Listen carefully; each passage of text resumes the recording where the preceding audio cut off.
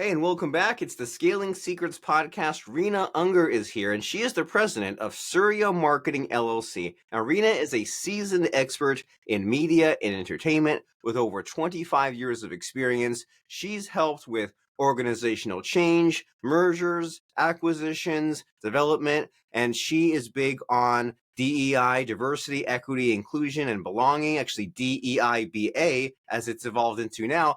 And Rena is going to tell us what we need to know about scaling secrets and getting to the next level and just figuring out all these various problems that seems to hit us every day and just kind of gets bigger and tougher. But Rena is here to give us some reassurance and tell us some fun stories and point us in the direction that we want to go and need to go. So Rena from Viacom, Universal McCann, Sirius XM, and so much more. How are you today?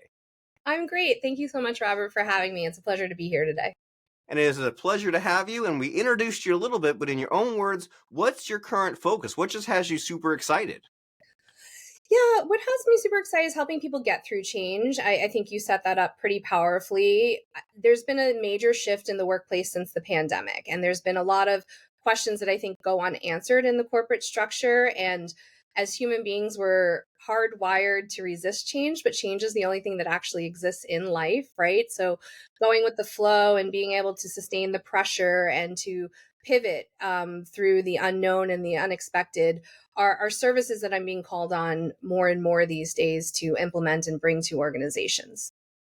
Wonderful. And I think you're so right that us human beings, our programming where we come from is to just to not change, right? To have the routine, to be rigid, to be fixed in our beliefs. And that was great thousands of years ago. But now that we're in modern times with a workplace and AI and things changing so quickly, then we need to kind of adopt this uncomfortableness where it seems like things are always changing. And so as far as this whole idea of just like things always changing and you're called in to help clean up the mess, what sort of change are you seeing? What has people in such chaos?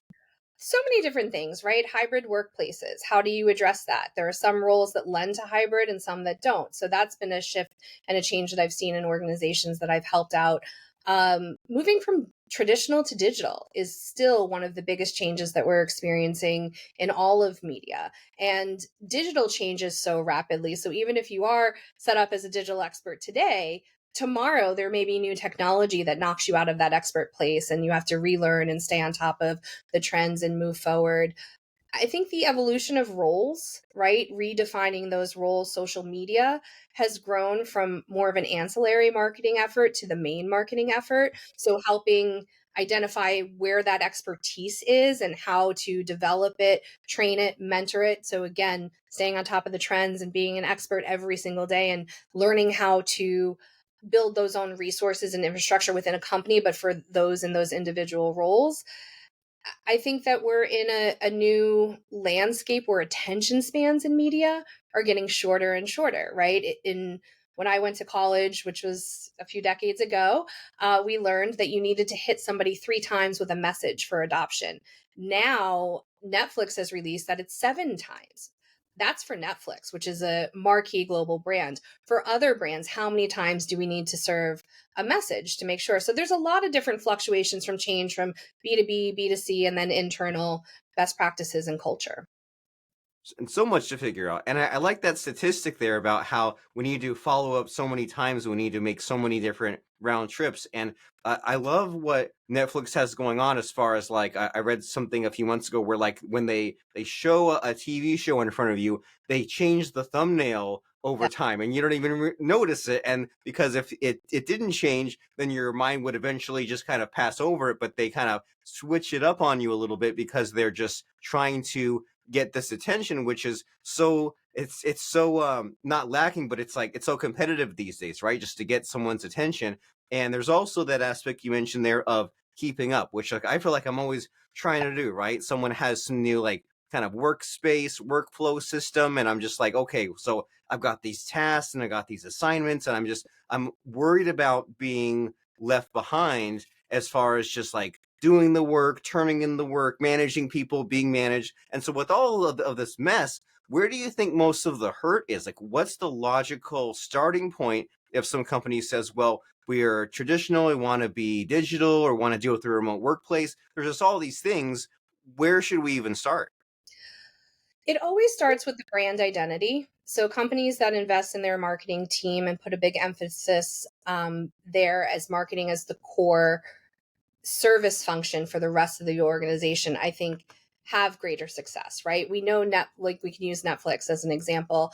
We know Netflix as a brand, right? So whatever Netflix does, I mean, it started on DVDs, they've evolved themselves, right? But it's still that brand. Same with Apple. Apple went through major iterations of technology, but their success is based on how committed they were to their brand identity and their core. What is their ethos? What is their mission? What is their intention, right? And being intentional about it and being customer first and knowing those customer needs and collecting the data to understand those customer needs, so then you can make the decisions that you need to internally, from product to sales, to community outreach, to social responsibility, whatever it is, from those learning datas of who you're reaching and who you want to reach. Wonderful. And yeah, I like how it seems like this whole idea of the brand identity, it sure doesn't solve every problem, but it solves a lot of the confusion, right? It kind of gives you your focus, gives you your drive, tells you who you should be trying to target. And because that's a scary place, say you're Netflix years ago and you just sold DVDs and you want to throw that out and then go to streaming and make your own movies and TV shows, that's kind of a risky thing to do. And you wonder if you're abandoning the original mission, and if that's a good thing or if you'd hang on to what you've been doing already. But I like this idea of how, well, you circle back to the brand identity, and that kind of takes some of the fear or the risk away. And so what does brand identity look like? Like if a company doesn't have it, or if they're like a Netflix and they do have it, like what does that look like? Clear objectives on how you're meeting the marketplace needs, uh, definitely clear understanding of who you are and who you want to be in the market, right? So, Netflix is an on demand viewing platform.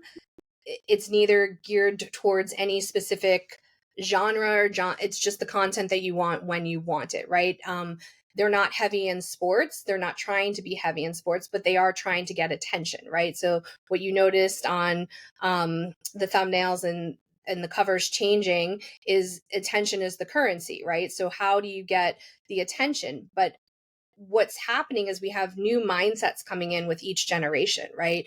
Millennials and Gen Z have very specific affinities to brands, right? And it goes deeper into brand perception and brand loyalty. And the loyalty that they want to align with are brands that match their lifestyle. So you can't be a brand that's faking it. You have to have your own integrity first and then speak to those where there's the alignment of that integrity to hold that attention span, if we're talking about media.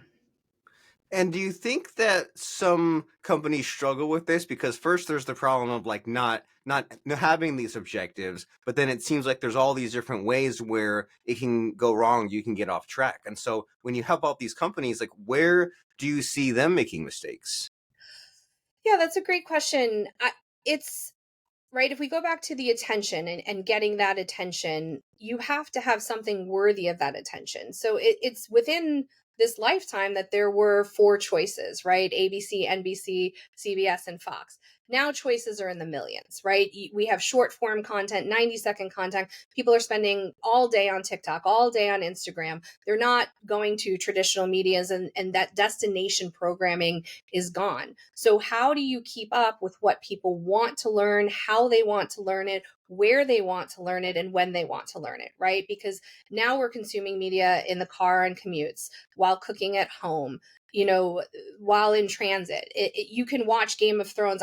Wouldn't personally, but on your iPhone if you wanted to, right? And so these high production values that used to grab attention and used to be these um, destination appointment viewing party experiences now are becoming very individualized, which is what podcast is typically a one-to-one medium, which makes it so highly engaging because there is usually a loyalty between the listener and the host, which keeps them coming back. And you can find in the research that if hosts change genres, the audience will likely stay because they're interested in the host, right? And they have that loyalty and that brand affinity to the host. It depends how drastic a change is, but you talk about business. If you wanted to shift and talk about lifestyle, those who are engaged because of who you are and how you ask questions and how you present the content would stay and listen to lifestyle content.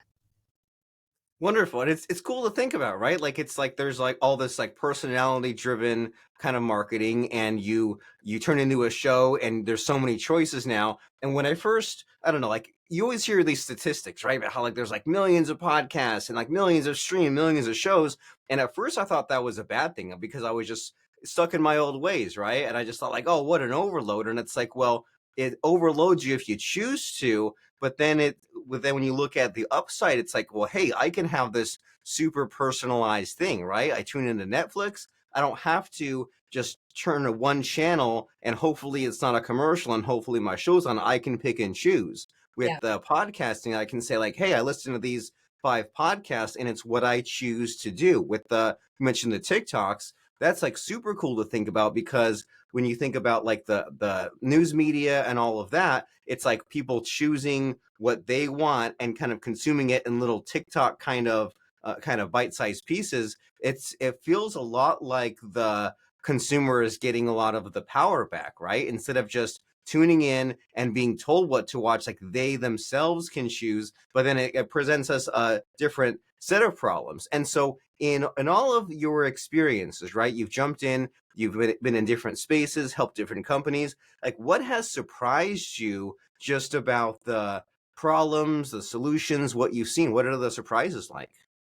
I think it's the absence of that understanding, right? That the consumer is driving things. And for so long, media was driving the consumption. And now the consumers are driving the consumption. And we shouldn't be afraid of that. I think that that's a really interesting lens. And that's where that data driven decision making becomes so vitally important, is knowing what viewers, listeners, audiences want.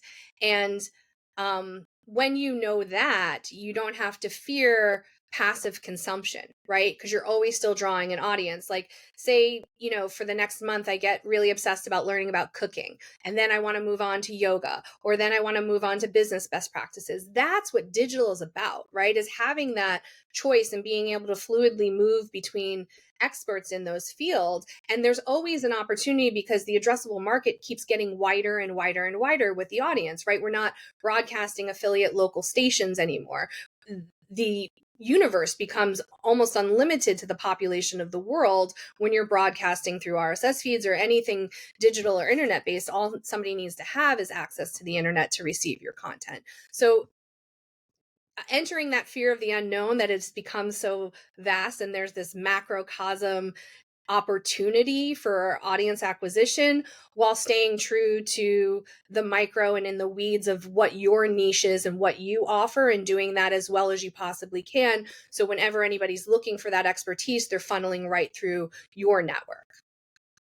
And where is it all heading? Because like I'm right there with you as far as like create your platform, figure out what they want, funnel them into your network, be yourself, be authentic. But it seems like you hear all, I mean, I heard this years ago about how like it's so crowded. You can't make another podcast. You can't post on social media. It's all taken. But then years pass and I still get the same message. But sometimes you think like it's gotta be like reaching some kind of critical mass. It's gotta be morphing into something else. And so like, what do you see it turning into in the next 10 years?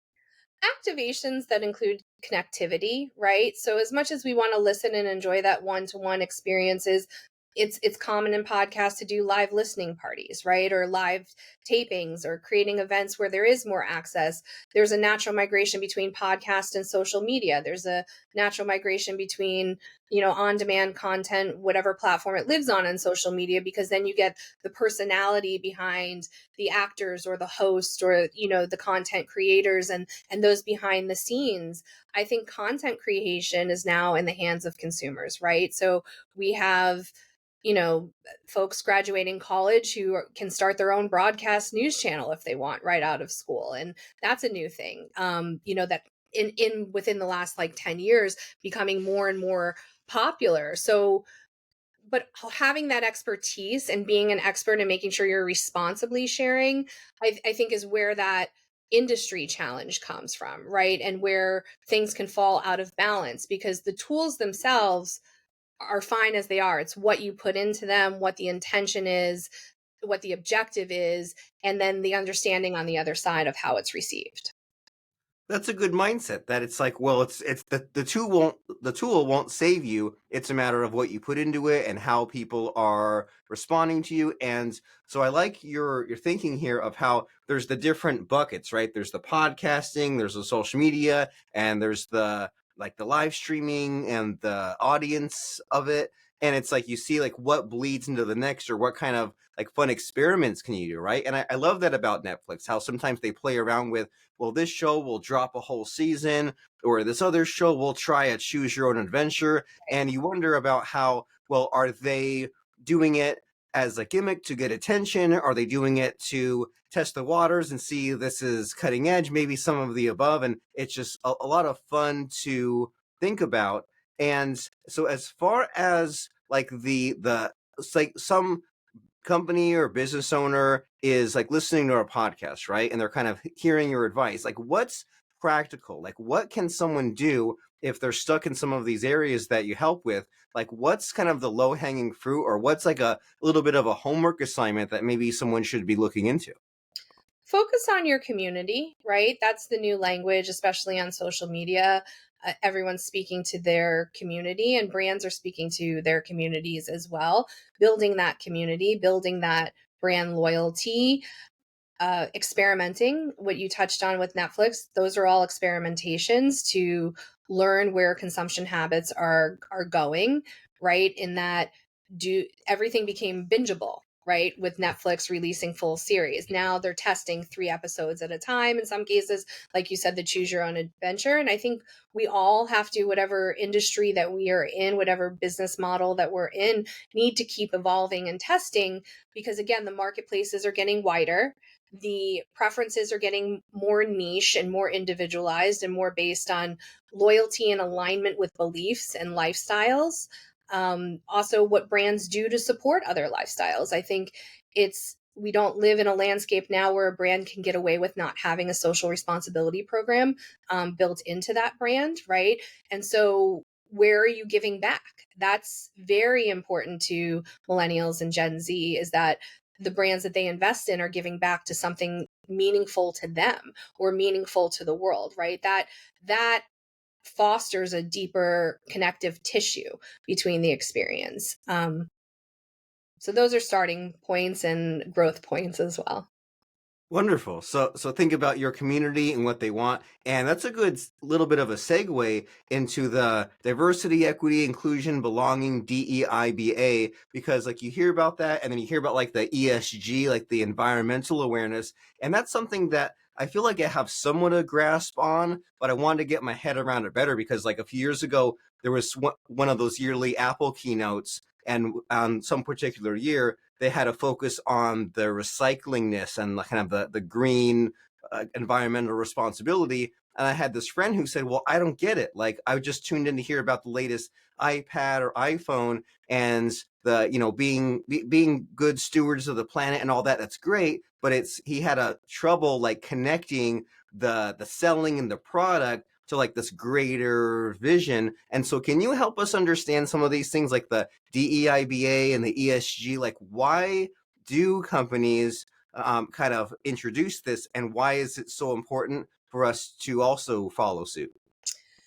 Yeah, I'll start with the B, belonging, right? Everyone wants to be seen. We want to be reflected in the communities that we're in. We want to be reflected in the contents that we're consuming. We want to see ourselves. We want to have a mirrored experience that can help us learn and grow from points of view that our lives have been shaped around. And our lives are shaped in many different ways, from race to education to location to exposure. And so having a place where all are welcome is the foundation of DEI BA from my view, right? You want to have appropriate diversity both in your decision making, in your growth and advancement and leadership within your organization, you want to have equity where everyone feels valued on an equal level. You want to have inclusivity where people feel welcome to bring their ideas from the table, which may come from different perspectives that haven't been typically showing up in business. And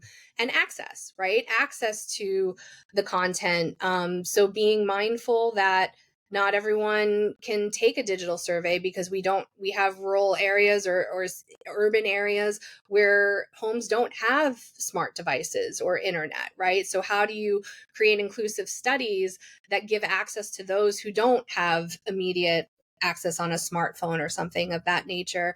And then for the social responsibility piece, that's a way to get people invested. I've seen lots of organizations have great programs where they welcome their community in to volunteer and to give back. And then that becomes an emotional relationship with the brand, right? You've participated hands on giving back, and we all have time. So even if it's a nonprofit organization and someone doesn't have the resources to donate, they could donate time and be part of something bigger and then meet other people who are like them. The challenges with DEIBA right now, too, are that there's a lot of steps to consider and a lot of things because it's an internal and external focus. So it's usually getting leadership buy-in who have the appetite to be what I will call fully compliant, even though there is no full compliance measurement right now. But there are various areas that you can look at, from pay to internal, external branding, to culture, to hiring processes, to having a mission statement and things of that nature.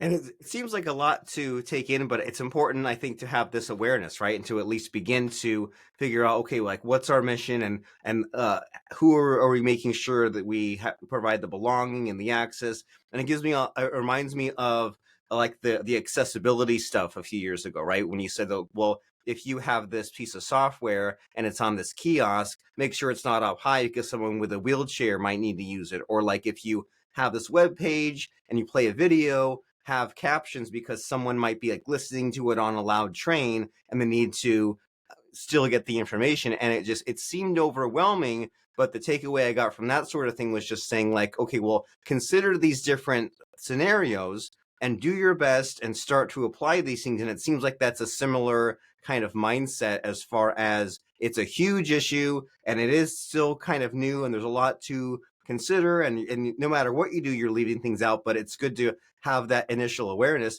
And so, podcasting, and what's exciting about a podcast, other than the two-wayness, is the storytelling, right? We're not here to just like list out some facts and bullet points. So since we're here for a fun story, what do you have for us as far as just some past situation where you had a problem, you were stressed out, not sure how to continue? What comes to mind as far as a fun podcast story for us? Yeah, I could tell you the story of when I was at the IAB. I joined in the early spring of May of 2015, and my manager asked if I had any experience with upfronts, and I said I created them while I was at Viacom. I attended hundreds of them during my time on the agency side, and he was like, "Great, can you create one for podcasts?" And I said, "Sure." And he was like, "For September," and I was like, "Of which year?" And he said, "In 3 months." And I said, "These are things that take a year to plan," right? It was a pressurized situation. I was not sure how it was going to come together, but it came together based on the efforts.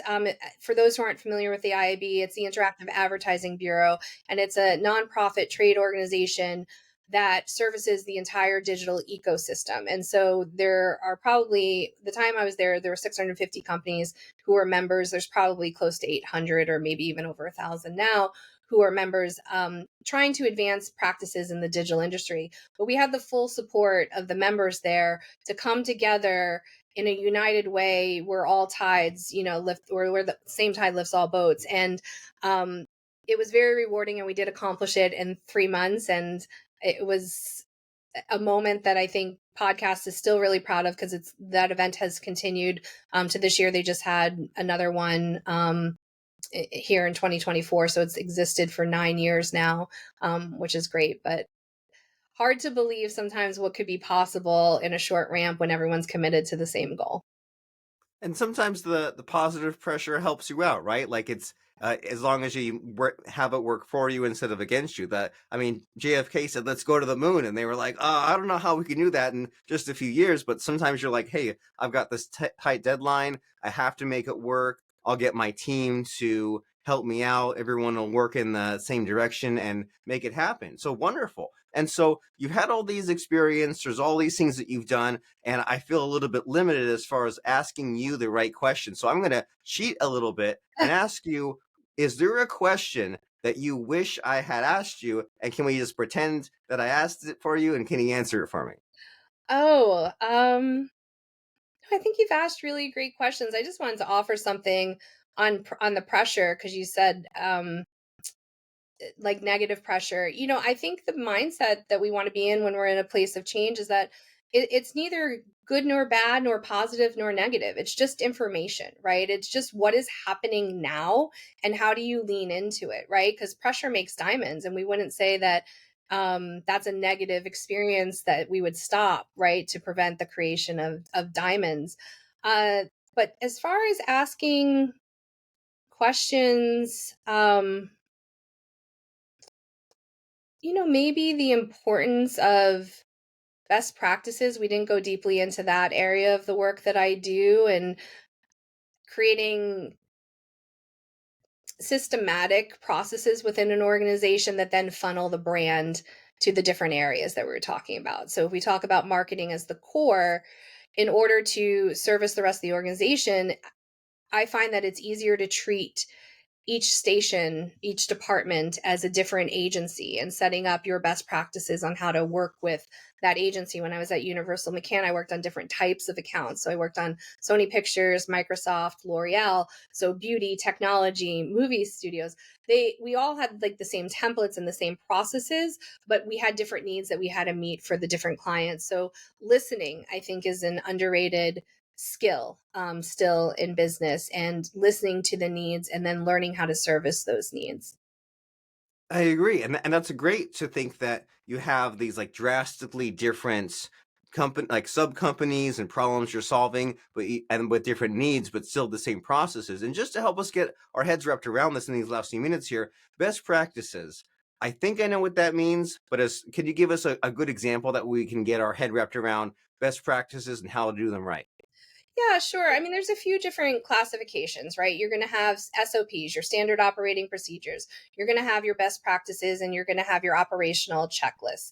These standard operating procedures are the things that you know that if you do in that order, you're going to win. The checklist is the more granular aspect of it.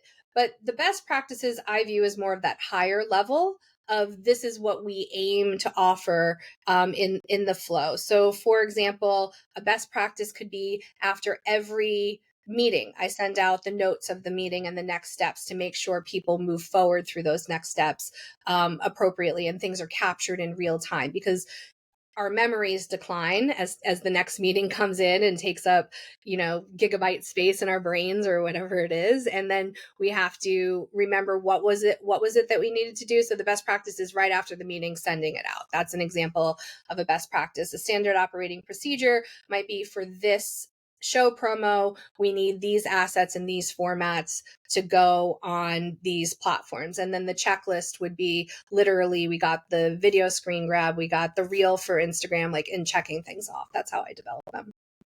That's a really cool mindset, and that's really helpful because many times there are these recurring tasks that we have where it's somehow overly simple and overly complicated, right? And it's like I don't even know where to begin with documenting this and repeating it because, well, it's so simple, but then when I start to write it, it's like super complicated. And I like the kind of three levels that you mentioned there, right? There's like the checklist, the granularness, and then the SOP, and then even above that is the best practices. And there's probably a lot of things in our companies that we do right, but maybe it's not consistent, or if we handed it off to someone else, it wouldn't be duplicated. Or if we stopped doing it for months and came back to it, then we'd lose some of the magic. And so these are all very helpful reminders and things to think about. And so as we're wrapping up, winding down our conversation here, it's a Scaling Secrets podcast. And you've already mentioned some really cool and interesting and helpful secrets of scaling. But do you have like one that's really noteworthy, newsworthy, just worthy of our attention as far as like a really good scaling secret for us? If it's a secret, but don't be afraid of change, right? That's all that exists. We as human beings change with every breath we take, right? And so we become different subtly. Change is an invitation to get excited about unlimited possibilities that sit in front of you that will become the solution to the problem you're trying to solve, or the change that you're trying to navigate through. So it's for me, it's about getting curious, instead of getting closed off and controlling about not embracing the change, and seeing it as opportunity instead of um, leaning into what could feel like discomfort. Very inspiring. Change is opportunity. Think about what can go right. Think about what's good about this upcoming situation.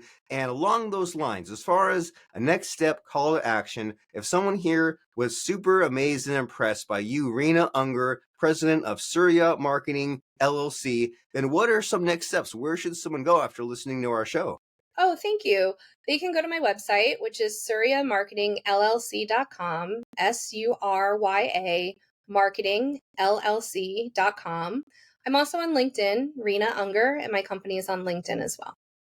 Very cool. SuryaMarketingLLC.com. Rena Unger on LinkedIn, RenaUnger. And as we wrap up our conversation, you have had so many cool sound bites already, right? You really are a podcaster, but just as far as ending our show with a bang instead of a whimper, do you have one final fun quote or lesson for us? Sure. I love this quote by this Sufi poet Rumi, which is, if you're irritated by every rub, how will you ever be polished? Ooh, I like that. Well, let's think about that as we check out Rena Unger on LinkedIn and SuryaMarketingLLC.com. And what is the reason for us to go there or contact you? What's the ideal client? What problem should someone have to come to you and solve it?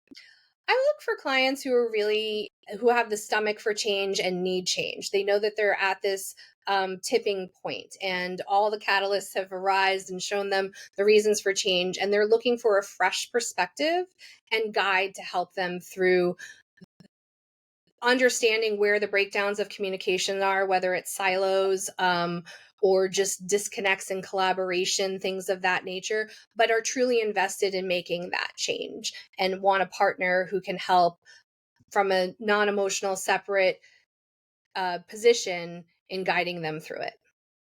Very cool. So if that sounds like you, because we started talking about change and at the end we circled back around and said, hey, you have to embrace the change. It's not all discomfort. If you said, oh my gosh, this is me, I need to go and contact Rena Unger right now, find her on LinkedIn and also Surya Marketing LLC, Surya Marketing LLC. Go there right now. The time is now. You know you need to do this. You know you need extra help. You need that fresh perspective. So to get your change, go to SuryaMarketingLLC.com. And Rena Unger, it's been fabulous speaking with you. It has been fabulous. Thank you so much, Robert. I really appreciate being here today.